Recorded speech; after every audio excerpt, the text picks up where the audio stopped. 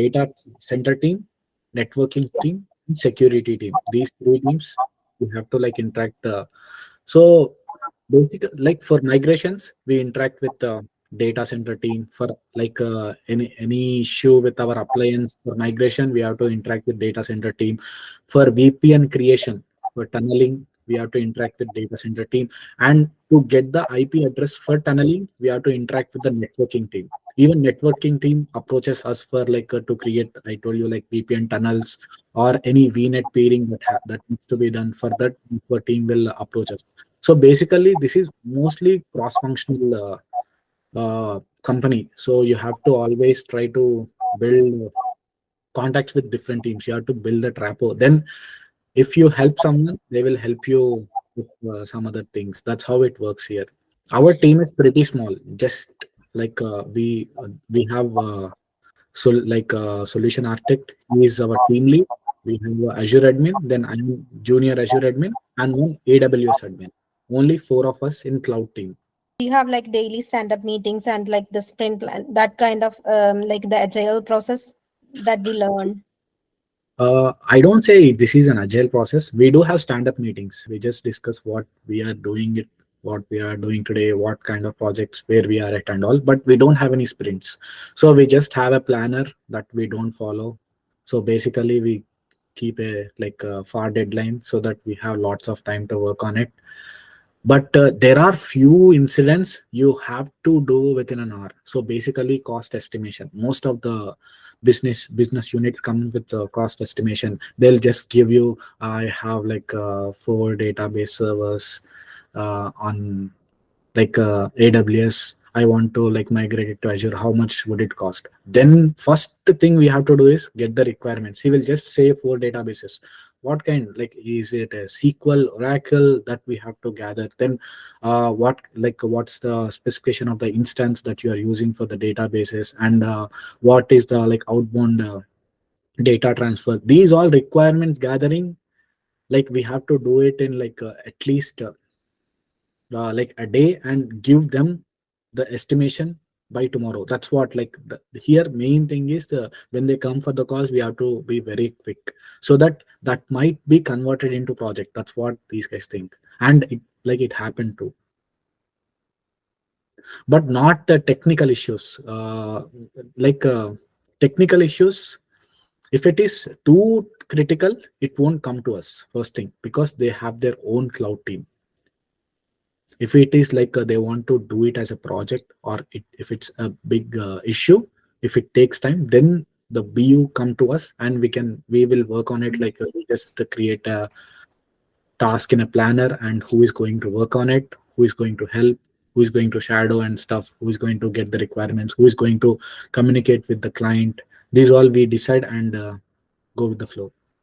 So I have a question, like where you have given a lot of technical rounds, like so uh it's been a month, so how easy it is, like compared to interviews and going into real workforce? uh, Real work, like they are supportive. First thing, they Mhm. like first month. That's why maybe they are supportive. From next month, they might be behind me for all the Yeah. time. But like interviews, and this is completely different. What they asked me in the interview and what Mm. I'm working now, it's completely like in the interview they asked me to draw the architecture diagram. Here there is no clue of any architecture diagrams, nothing. They don't like.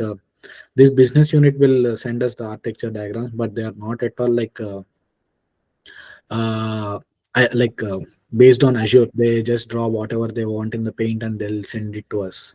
Okay. And also they ask me questions. So basically questions were on networking. So we do a lot of work in networking here. So that is like pretty close. Hmm. And they asked me questions on Terraform, but Okay.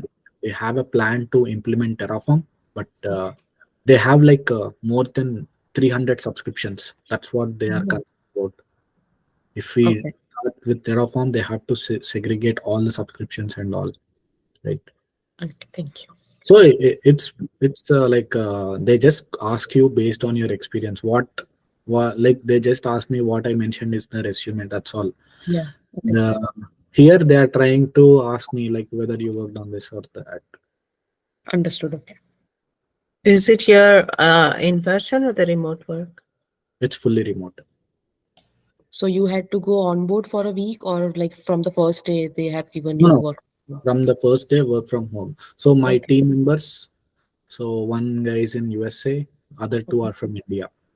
Oh, nice. Okay. And you're here in Canada, right? Yeah, I'm in Canada, Ottawa. So our main, like Canada main office is Ottawa. They have a data center here. So you don't use Git or anything like version No, control, we don't like work on any of the source code, coding. Mm. nothing. So just infrastructure. That's it. Okay, okay. So basically, it's networking. Everything is networking. Yeah, networking. Yeah, basically, yeah, that's what I would say because creation of VPNs, creation of VNet peering, this kind of stuff I did for the past month. And VM creation, one I created one VM.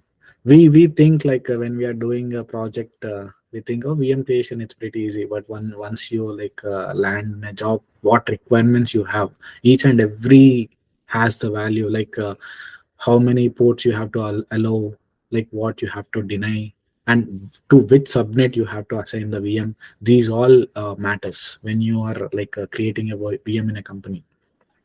So you get that requirement before in hand, right, from your documentation or from your SharePoint, as you mentioned before. Yeah, that is correct, but we have to ask the requirements. So for that, what I did was like first in my personal like Azure account, I started with VM creation. So what all I need requirements, I just wrote. So what I have to get from the client or from a different team. So based on that, they give the requirements. They don't give the complete requirements. We have to figure out what we need more. Okay, because Then every step we need to, I mean, we need to know what should we add the value. I exactly, mean, that's correct. so it's the same way you created how we do in this projects like practice In- sessions. It's Yeah, the same way. but we have to follow the naming conventions. That's one of the main tasks, and we have to know what will be the local administrator username and password. That we have to get it from data center team. Again, there is like a one cross functional communication here. Then we have to get the what is a virtual network they are using, what they are under, and which subnet is free as well. So this we have to get from the networking team. And also, like how they are going to access the virtual machine. Are they using RDP or Azure Bastion? Azure Bastion, they are going to it gonna be like charged, right? So some people will say Azure Bastion, some people will say RDP. For that, we have to give the access, and even licenses. We have to check if they have their like licenses or they are buying from Azure. That we have to check. So like you will know while creating each and every column, if you go through, you will know, okay, this I have the requirement, what I have to get more.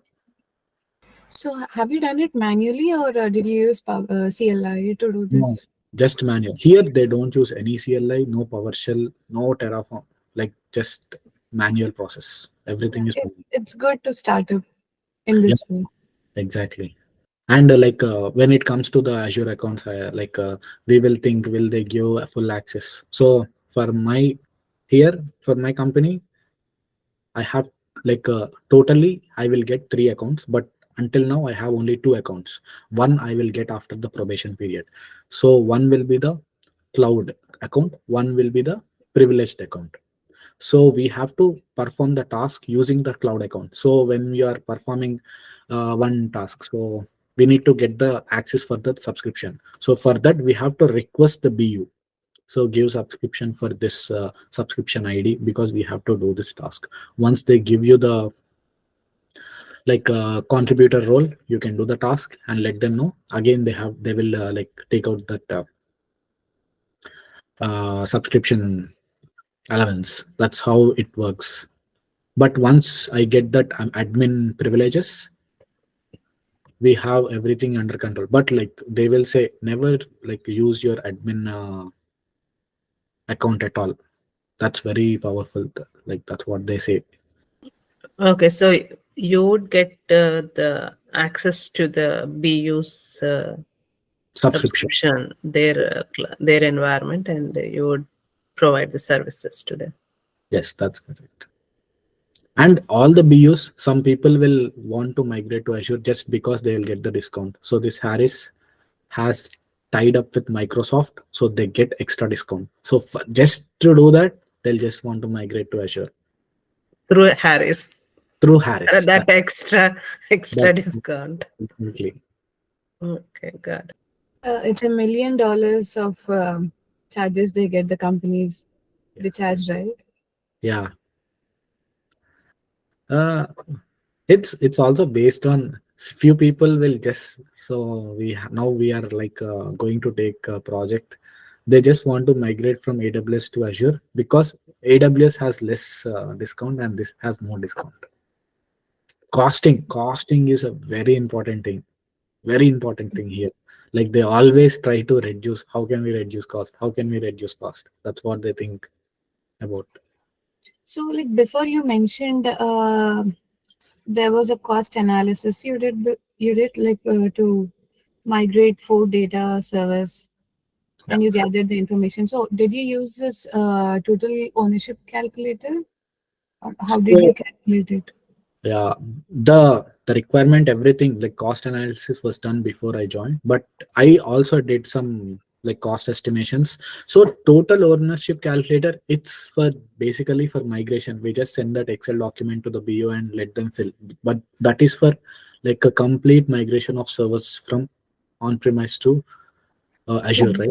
But yeah. there is one more Azure cost calculator. In that, some people, as I told you, will say I have a 4 DB servers. How much would it cost in Azure? So for that, we can use the normal Azure cost calculator, and we can just enter what kind of like where is the region, what kind of instance is it.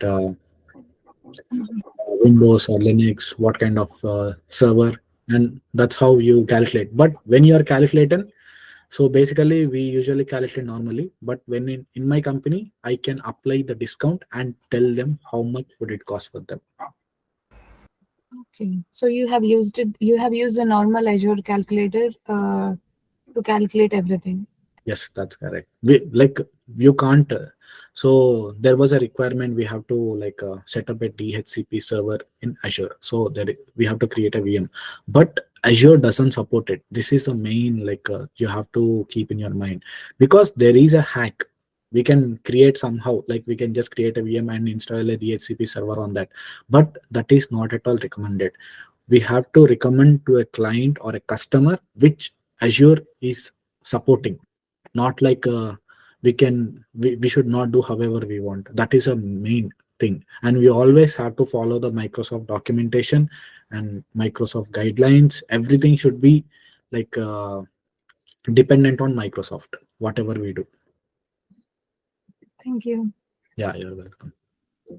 So the cost analysis, were like, did you guys do it as a group, or like you provided the suggestions, or how does it work?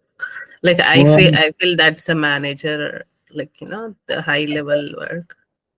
Do they let you provide your insight on that? So first what we do is what I did was like just give the specifications to the Azure cost calculator, then get the it will generate an Excel file. So once you get the Excel file, you can send it to your team members for their reviewing. Then you can send it to the client. But like it's only for a couple of times. Like once you do a couple of times and it's all good, like manager or team will sell. You just take the lead on this and send it to the client directly. So Okay. so this is like a rough estimation. This is rough estimation. If they want to convert into project, then there is a lot of process that we have to undergo.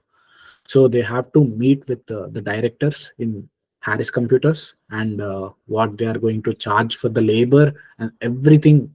That's like a that's a detailed one that we have to work with the team. Yeah. Okay. Hi, Jay Chandra. I had a question. So you mostly work on provisioning the infrastructure, right? How about the Active Directory part? Do you touch Active Directory as well? The access part? So we have a enterprise applications team that deals with O365. Okay. So they take care about the Active Directory and stuff. Okay. Cool. That's a pretty big team. That's like the cloud team. They just formed like maybe 4 months back. That's actually taking care of Azure, but they want someone for who can handle the infrastructure. That's what we do. Okay. Yeah. And you said you work on the service requests, right? Using Remedy. Remedy Force. Okay. And you get on a day-to-day basis, you get multiple service requests assigned to you, and you have an SLA to work on it, right? Yeah, SLA. So we have until P5. So P5, P4. So 5 days, 4 days, 3 days, 2 days, 1 day. But there will be few tasks which Mhm. needs like 10 days. So Oh, at the time we have to like convince the client this is going to happen. So we are going to resolve it, but will keep in loop in email. So that's how we have to work. Or else like the company sees only what service request you worked on, how many days you took. They don't see what kind of service request is it going to take time, what were the requirements, all they won't see, they just see the stats, that's all. So you have to be like communicating with the client and try to convince him to do that. And now we don't get a lot of service requests, maybe like 3 days one request, because like most of the business units doesn't know there is a cloud team until now. So once they come to know there is cloud team, then maybe we'll get more tickets in the future. yeah, it's good to start off like this in this way. Yeah. Did you Any face any questions? any challenge at all, or like it's going everything smooth? Yeah, for now, because I'm a junior Azure admin, so they just treat me as a baby here. So that's good. Okay. So I can ask whatever I want. Even they will help me. They will always like ping me on Teams like is it going good? Like they like if you have any questions, we can just meet and I can solve that kind of. Okay. Yeah, no, many of them don't know about your interview experience. Can you just explain about it? Because many bits are there, Jaya Chandra. Yeah. So when it comes to interview process, like I started off my marketing in April. So April and May, I did not have any leads. So June 4th was my 4th or 5th. It was my first technical interview. With that, from there, I have like 15 technical rounds, I guess. Yeah. In that 15 technical rounds, I reached like 3 final rounds. So there was one of the one interview where they were like, yeah, you got the job. Let's see. I'll see you in the, like they were talking like that. I'll see you in the office. But I never heard back from them. And yeah, it was pretty challenging, but we have to wait for the right time, right opportunity. I think this is my right opportunity because this is my first job in my career, and joining as a junior is a good to good to start off with. And about interviews, I told you 15 interviews. Those 15 interviews, basically, just two of them were Azure admin. Mostly they were like infrastructure analyst or cloud engineer or SRE, these kind of roles. But my even I was thinking I have to go to only Azure admin because I don't have any experience, because SRE and DevOps is too much for me.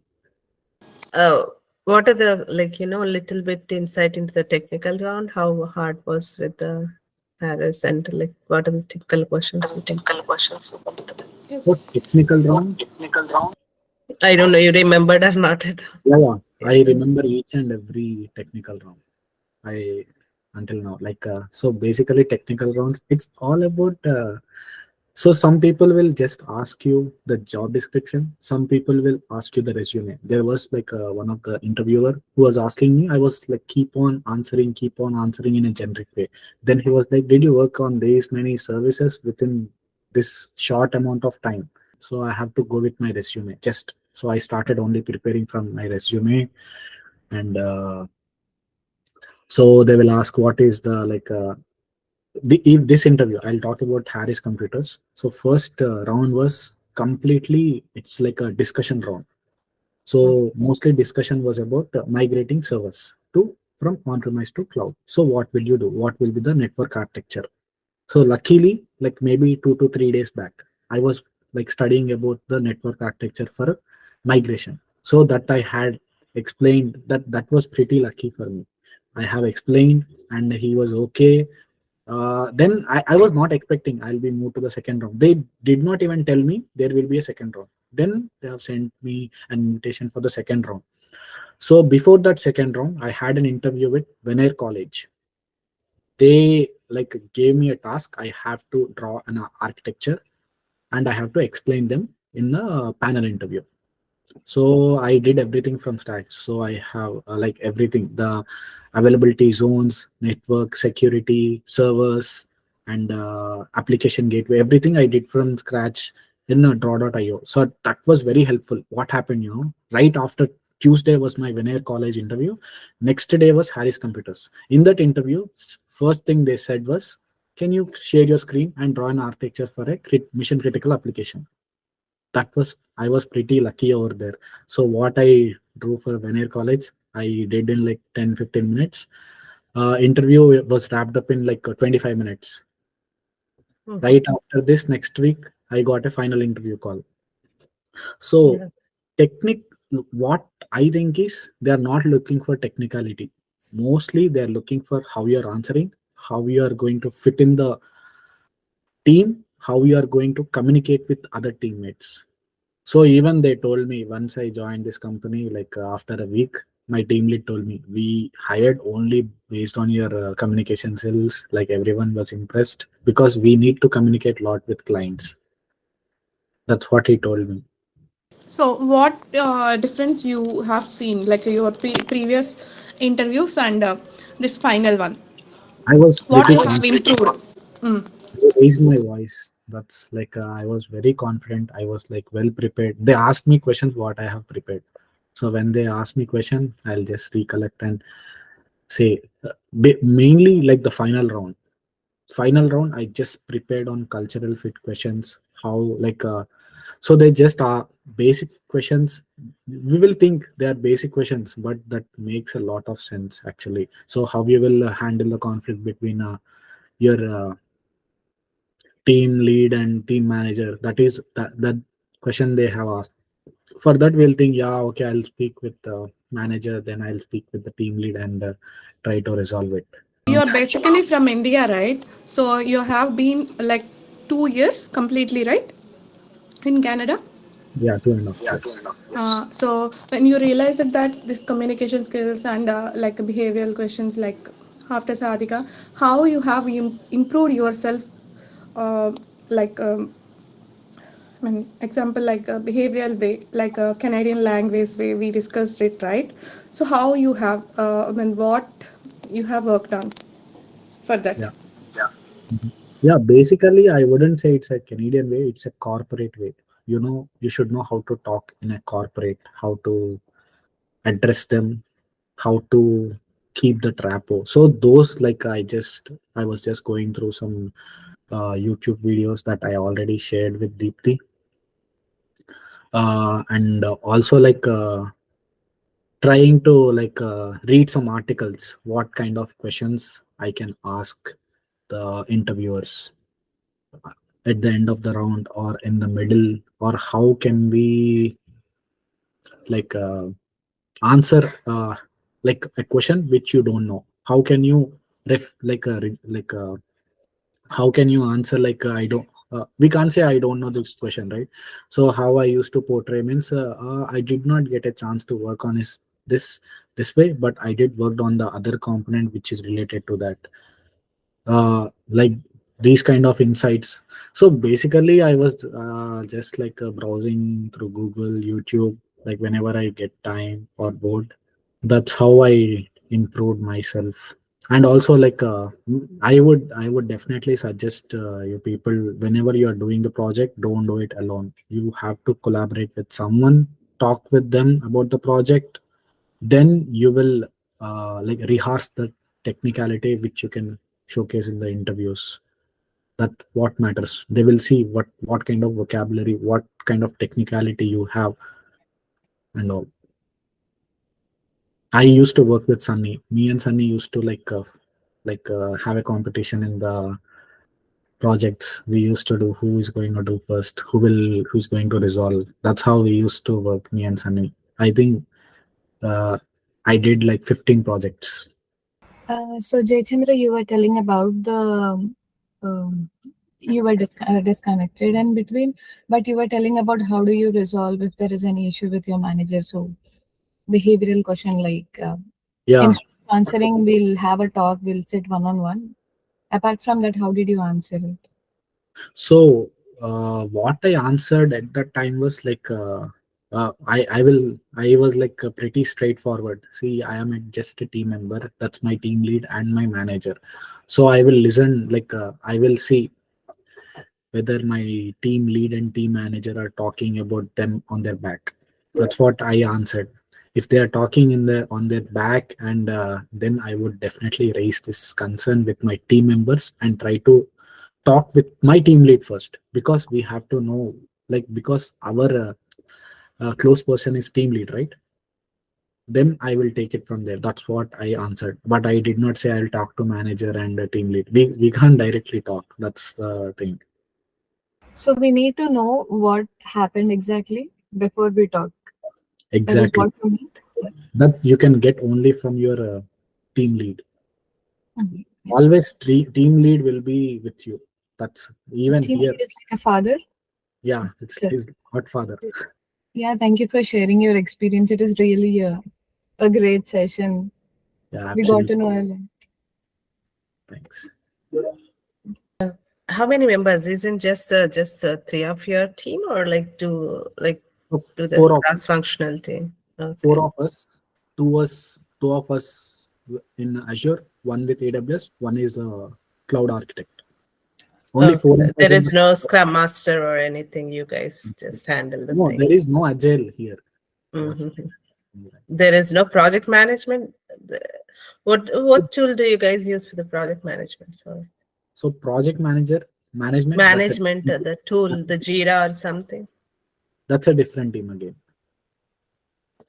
Okay. So, For planning, we use Microsoft Planner. For ticketing, we use Remedy Force. okay. Okay. All right. Okay. Thank you. Thank you, Jaya Chandra. Thank you very much. Thank you. Thank you. Thank you. Bye, guys.